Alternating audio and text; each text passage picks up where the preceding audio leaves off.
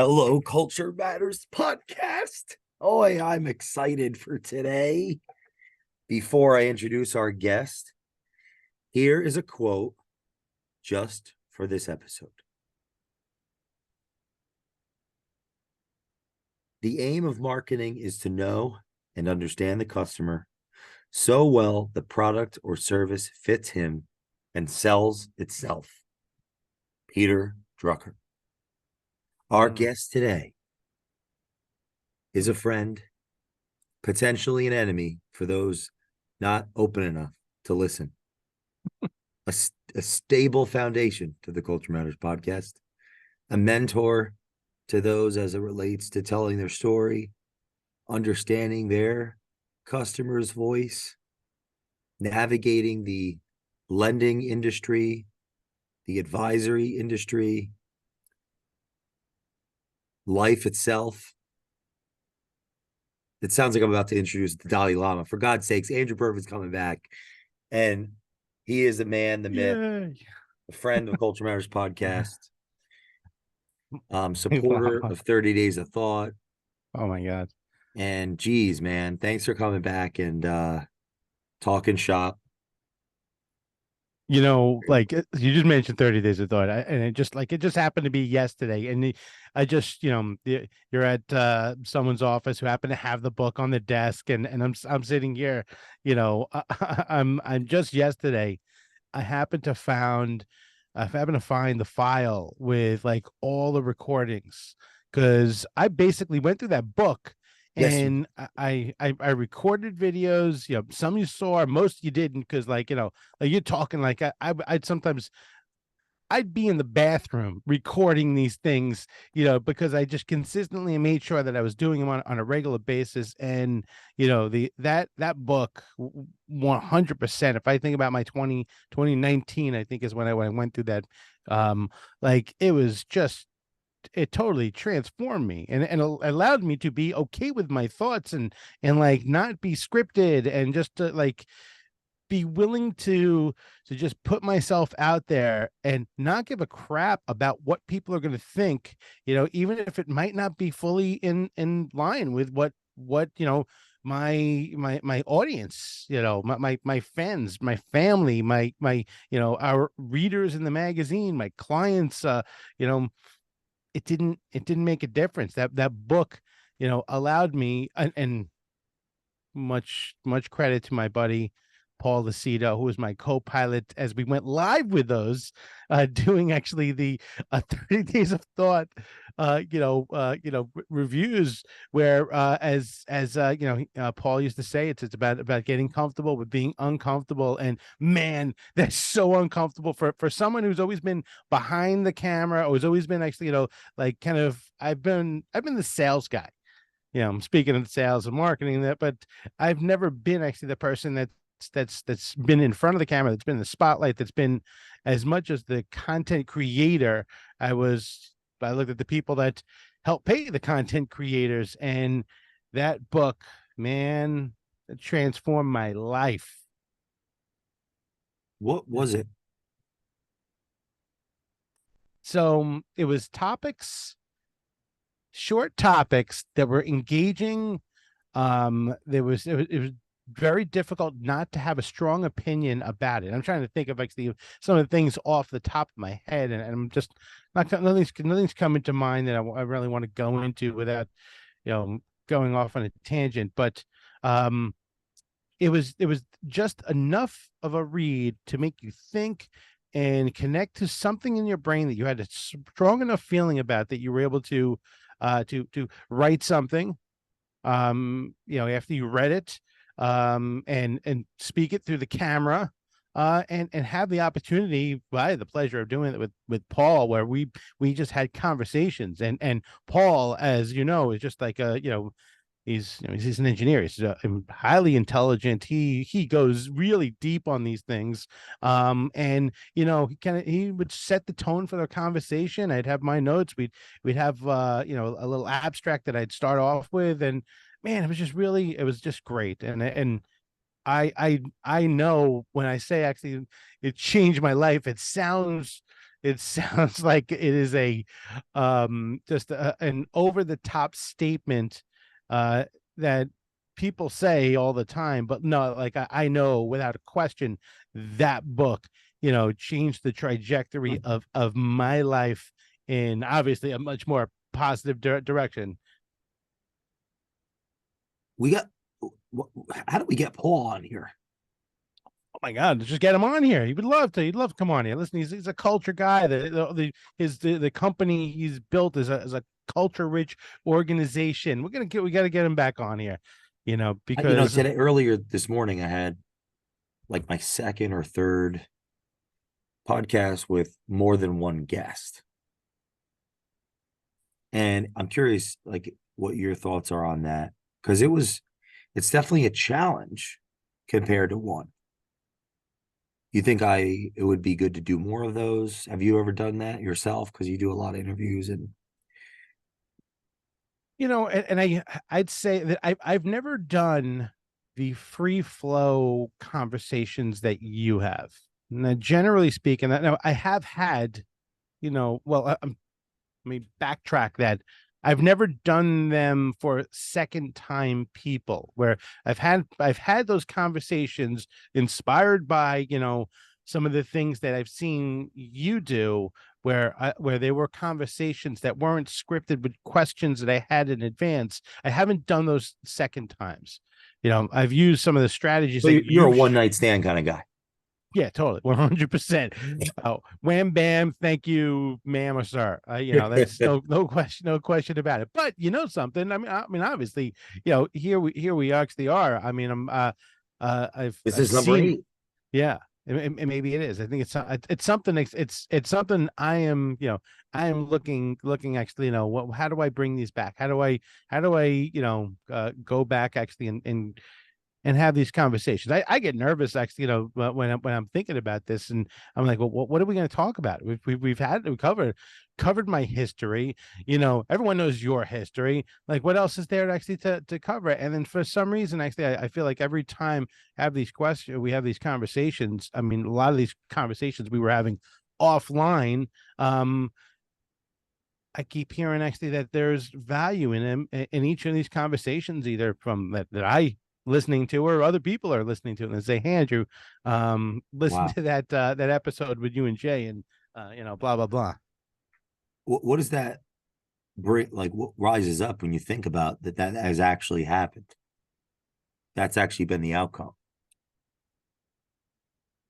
Well, I think actually part of it is me, coming to the realization that I am um that I have value. Like I don't I think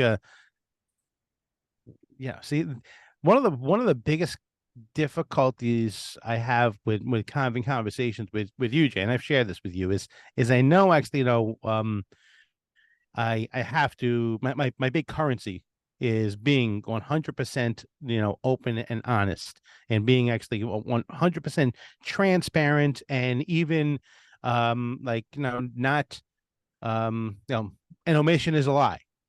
So, I've as I've shared with you, I've felt actually for probably a lot of my career, I lived in the shadow of my father. My father actually, who I who created the success, as a community college dropout.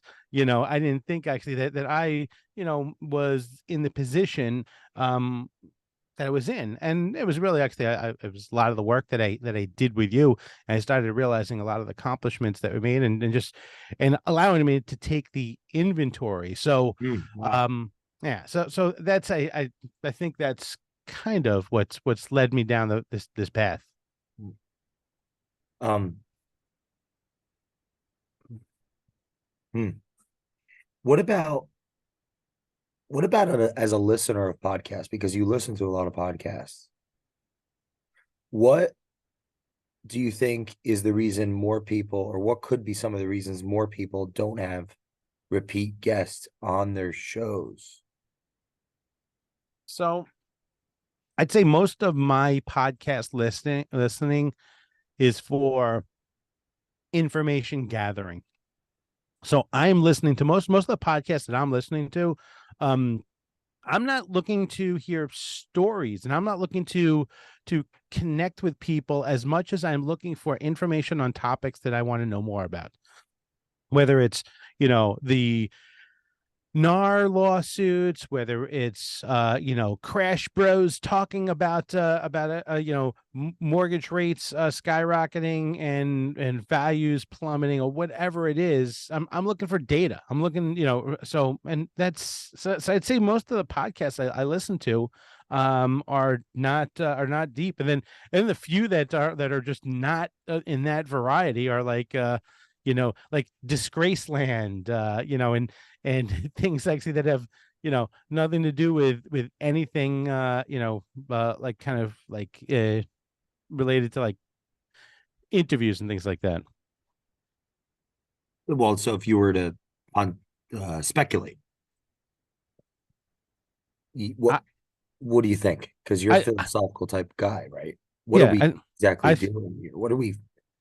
I think most people don't have the confidence to have conversations because I know I didn't. I know actually, when but before you and I started working together, all of my interviews were like questions that I many cases knew the answers to, but I wanted to seem like I knew the answer to, and I don't want to make the person feel uncomfortable.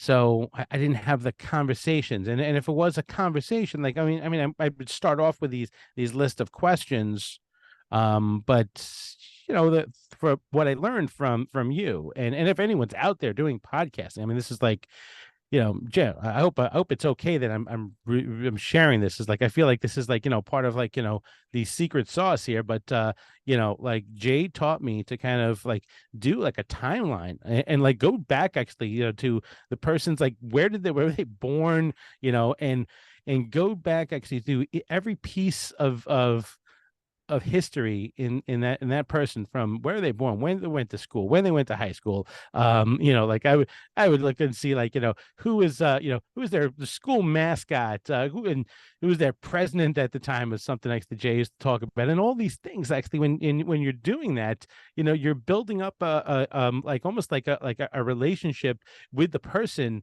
so you're having these conversations, you're not just asking them questions. And I think actually most podcasters, if they took the time to do that, they would have the confidence to be able to have people back, second, third, fourth time, because it's so many times actually that you hear people actually have podcast guests on that are amazing, interesting people, but they don't have them on multiple times because like I had them on already, but then you go deeper and deeper and deeper. So I think actually that's what I would say is the thing that stops most people, from having people on multiple times. Do you think there's a level of dehumanization? It's like, what about Andrew? Oh no, it just like, all right. So I have this person on, they have status, whether earned or unearned, my opinion or not, accolades, all that aesthetic stuff, or the fruit, maybe even of their competence, their labor. It's like, so I get to know them, they've been on the show. And then if they're never welcome back, or for whatever reason, in a sense, there's this feeling of like they were just a commodity. They were a guest that was going to get me actually the big name clout. Like I had them on as a guest. Interesting. So you're saying most podcasters are just like plastic, and that aren't really, they're just doing podcasting because they're checking the box and that's what they're told that they're supposed to do, They is and in their supposed to have a defense, they podcast. may in their defense, they may have the best of intentions. I'm more so looking at and deconstructing, what about the intrinsic value of the interaction? Like what if there's so much more that can be dug up round two, round three, round six? So I'm trying to figure that out as an actual endeavoring doing it with this show. Show's become a meditation for me because I feel like, all right, there's that aspect of Andrew knows A person or B person or C person that has status that people would want to hear because of their aesthetic, what they've accomplished. It's like,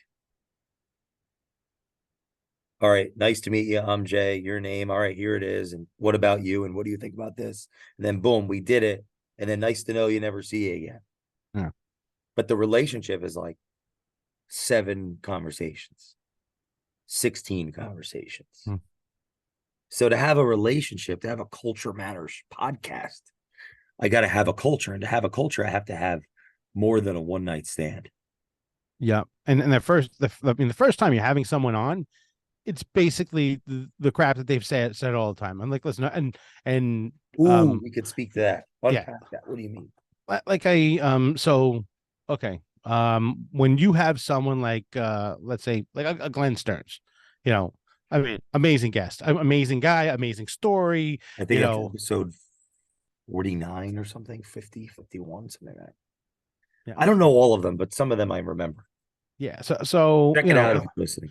but well, he's definitely certain things that are, and I don't remember exactly, but I remember there was, you know, a lot of it is the stuff that he tells all the time, you know, is kind of typical stories, you know, some unique things just because that's because your innate ability, but you know, like that first episode, and really for the first, you know, 40 minutes, it's the rhetoric that someone says all the time. It's their, you know, the scripted thing that they're saying actually when someone actually, you know, is giving an introduction, or you know, the things that they're saying, you know, when they're first meeting people, whatever it is, it's a, you know, they're going through that, and I found, you know, this is like the sweet spot that I found with you know, when you know, you kind of encouraged me to go like do like a little more long form, and we did that with the Mortgage Leadership Outlook, where we just started having conversations and, you know, not focusing on a script, where once we hit like 40 minutes, like people ran out of their like their scripted crap, the canned stuff that they would say all the time, and that's when the conversation started getting real. I have a quote. I'm sure you do. We all have our stories. Some even teach us to fabricate or curate a story. Both the latter and the former help us hide.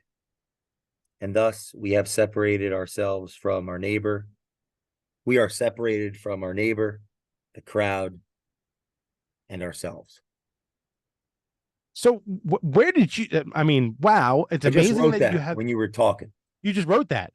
This You happens all just. the time. Whenever we My talk, this shit goodness. happens all the time. Oh my Some of god. my best thoughts came from conversations we had while I wasn't driving because I'd crash. Yeah, but like that came to mind when you said that. You know, we all Yeah. have we all have our stories. Because when you said that thing about like the person come on the show, we both know as interviewers, people bring their narratives. Yeah, And of our course. role is to get deeper than the narrative. If we're going to do a good job. And then I see all these people out there, well intentioned, that attempt to help people speak, right? And they help them curate or fabricate a story. Fabricate, they might be straight up lying. Curate, it's like they may not be lying, but they hold on, they basically conceptualize a frame and create a framework around some trauma and then schlep it around the country, you know, as a martyr, and then they Yeah. hide behind it. So I'm like, both separate ourselves from other people. I know it. Both separate. Yeah. We're separated. So like, I guess that's what we're trying to do here. I understand exactly what you're saying, and so now is it's almost actually, even if it's your own story, but when you're saying it over and over again, and you know, you're kind of polishing it, I wonder, I start to feel actually that it almost becomes like a lie with your, if you say it like in a scripted kind of way, and not by having conversation, you know, where it's, I don't know Yeah, about, there's a Nietzsche quote. I'm going to paraphrase, like the more one reveals of themselves, the less, the more one speaks of themselves, the less they reveal, something like that, to that effect. yeah, The more I yeah. speak, the less I reveal, something to that effect. I'll look it That's up. it.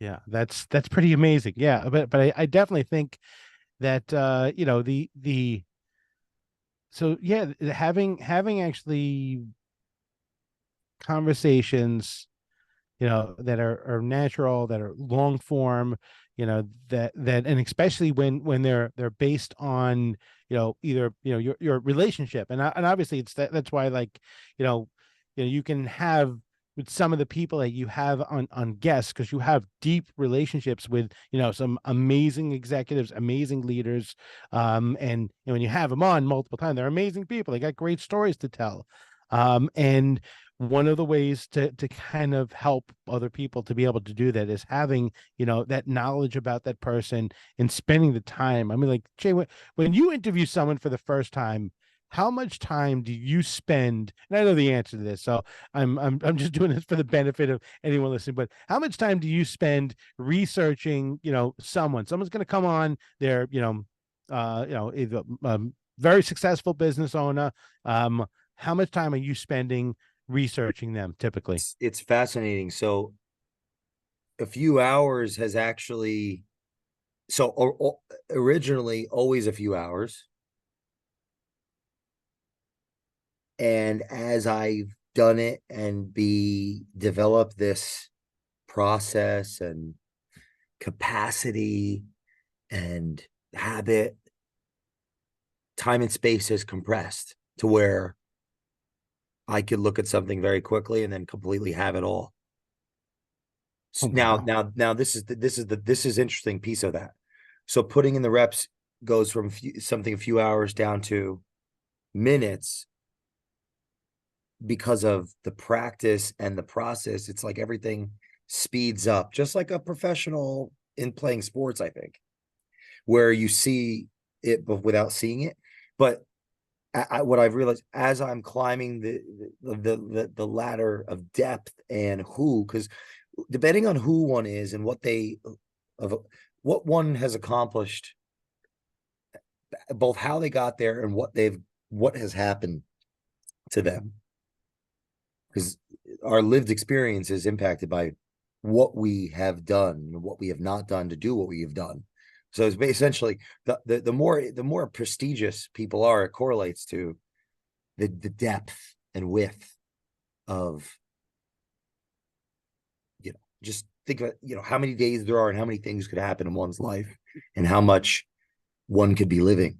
I'm not blanketing it like as a super causal, the exceptions to any rule. But essentially where I'm going with this is the more difficult the interviews, the more time will be. And the difficulty of the interviews won't just be me, it'll be whoever I'm interviewing. Because the more depth, the more there's a correlation between depth and width with status. There is.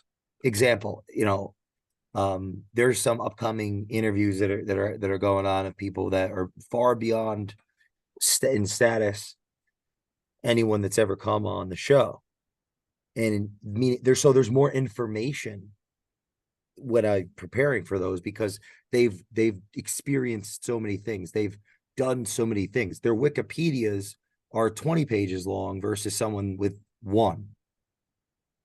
Right. Yeah. So what's helped me get to the point where there's even less time versus, like, for example, in the very beginning, someone with a 20-page Wikipedia preparing for that might have taken 4 hours. Today it could take an hour. Interesting. You see what I'm saying? So it's not just Yeah. me that's developing through it. It's as I develop, I'm capable of doing more. Where even in the very beginning, someone with 100 Wikipedia pages, and I'm just using it as a very simple way to take what I'm saying and understand it for people. I may not even have been able to do the interview at like for it to be an actual interview. Not, and I'm not, just because you're talking to somebody, like have the opportunity to talk to someone, doesn't mean it's an interview. Have have you ever felt conversation. intimidated? Have you ever felt intimidated by someone that you've interviewed and felt like you weren't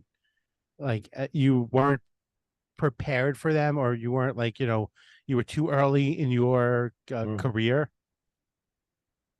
I'm going against something like that right now, where I was asked something of something that have not yet to do, like prepare a an outline of just interest, or there's not going to be a permission from the powers that be, that like basically like the general theme of what the show looks like, so that their people would agree to let them do it. Interesting. And so like that's an exciting thing, where it's not going to be a contrived interview, Yeah. but it's pushed me to say, all right, well, now I'm going to sit and reflect and attempt to put down on paper what this show is, why it is, how it goes, and outline a theme without making it contrived and without undermining the improv that's going to take place, right? The ad lib that's going to take place. Now that's a symptom of the success of the show and the types of human beings that generally don't welcome publicity, because super like, there's a lot of people that don't want publicity because it starts to invert on them. Like they've made it to a level where if they talk to anybody, they might just get a lawsuit because they're so powerful that they're just like, so always learning, always growing. To answer your question more succinctly, I'm an over preparer, Yeah. and it's an oxymoron because like, how can you ever be over prepared? But I've noticed that as I've become more and more and more skilled, it's like a superpower that affects every single aspect of my life. And my network is growing exponentially of Yeah. who I can not only be in a room with, but who I can be in a room with and them perceive me as a dominant figure of value and competence and relation. So example, someone that's listening to this could have no economic or social capital, meaning they weren't born into a pedigree, they don't have a family crest, and they may not have any economic power as far as assets or even stability or anything. But what they could have is insights into the human condition. They could have integrity. They could have curiosity. They could have an open mind. They could be a compassionate person. So Yeah. if they have a level of adequate subject matter expertise of a topic, and they have a degree of self value and value of human beings, they can Yeah. put themselves in rooms that they or otherwise wouldn't be permitted to be in, and they may be of value to their audience, and really just, you know, slingshot themselves to the next level, to the next level. And I think my life is an example of that narrative. Have you ever turned down an interview because you weren't ready? Like you're like, oh, like where you had an opportunity to interview someone that was just like of the magnitude of the person that you are speaking about right now, that was just so early on that you were like, okay, I don't want to blow this opportunity now. I'm going to Never did that. wait. No, Okay. I took those opportunities. Like when Barry called me, was like, let's do an interview. Um, I was like, this guy looks like a big deal. I didn't really know the industry too well, and that was the first in-person video setup that me and Riley ever did together. We just went to Barry's office, Great. and look how many doors and things he's done to help Culture Matters and impact my life and at such a deep personal level. And he just came on the show again the other day. And it was freaking awesome. And like the first time, yeah. So he welcomed me right into his den, and there's a level of ignorance too. Then I thought he was just a, handsome, uh, funny guy. But He clearly is that knew he was too. successful.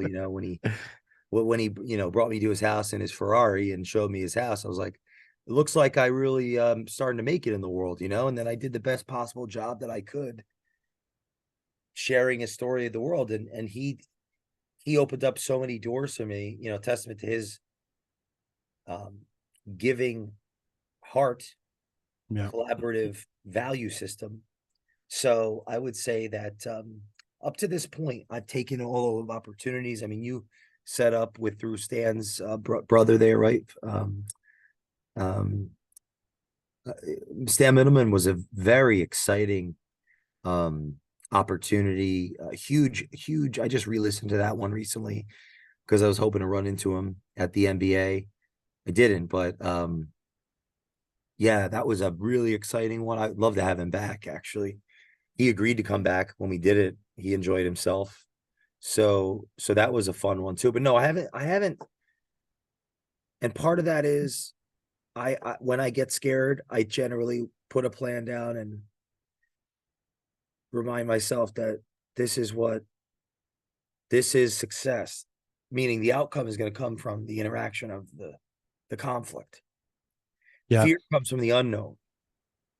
I've always educated myself, which has lowered my fear, and with a plan in place, I'm able to take action. And like I set my whole life up so I'm clear, right? I don't do distracting things. So, however, I don't want to say that that'll never happen because some of that I don't know how much control I'm in of it. But when I'm afraid, I want to look at it and say, why am I prepared? What is this really? Yeah. Simultaneously, the show also, just another thing would be there hasn't been a massive effort to reach out to people super like unreachable because the show has been so deeply rooted in inviting my culture on the show and organically people introducing people that they thought would be amazing for the show. I think there is a level of, and we'll talk about, we're going to talk more about this ourselves. I don't want this show to become me trying to meet people that are inaccessible to me. That Yeah. doesn't mean I shouldn't meet people that are inaccessible. Yeah. I can tend to swing like extremes, right? But to answer your question, no, at this point I haven't. Yeah. I mean, it's like pretty much every guest on here is a Jay Doran fan. I mean, it's like they Not necessarily. well, okay. No, there are I plenty of said people pretty that are much. Yeah, okay. Fair, the fair. majority of the guests, I can say with great certainty are Jay Duran fans. I know there's some actually that are maybe introduced by someone else, True. or some, but without a question. So and that's the organic nature of it. So I got a challenge for you. I wonder if you would let and I'm glad actually we're doing this like while this is going here, like because which so I'm gonna give you a couple of like we're gonna talk later. I'm gonna give you a couple of guest names. Would you let me um do a mystery guest, set Wow. up set up actually a thing, give you only 10 minutes to prepare for that guest? Whoa. I'm That's just the coolest thing ever. I We think have to do it. I think that would be awesome. I just it's like That's a I genius idea. yeah, I think it would be a fun experiment, and I think it would be a cool thing. And I've got a handful of guests that I think actually would be, I mean, they're all amazing, awesome I'd people. love to do that. That would be a great, that would be a fun, that would be a lot of fun. Okay, great, In wonderful. closing, what do you think? Wow. What did we accomplish today? Listen, I think and maybe we've shared it before, but I love your map that you have for great podcast guests, and to understand actually that the magic is not having a script. The magic is knowing the person, being able to have a conversation, being able to have something that you've been able to now perfect it and do it in minutes, but what's something actually that takes a person like myself who's doing it now in hours. But the more you do it, what you're doing, like many podcasts a day. It's This is insane. number 7 today. It's unbelievable. So and I'm just like, so if there's nothing that there's no other takeaways from this, it's being prepared, knowing your guests, spending the time, spending the research, knowing from where they were born, where they went to high school, when they went to college, like their entire career, who was president, as much as you could find about that person, and constructing a timeline. I think that's a huge value. I think for me, I know it was, and hopefully it was for anyone that's listening.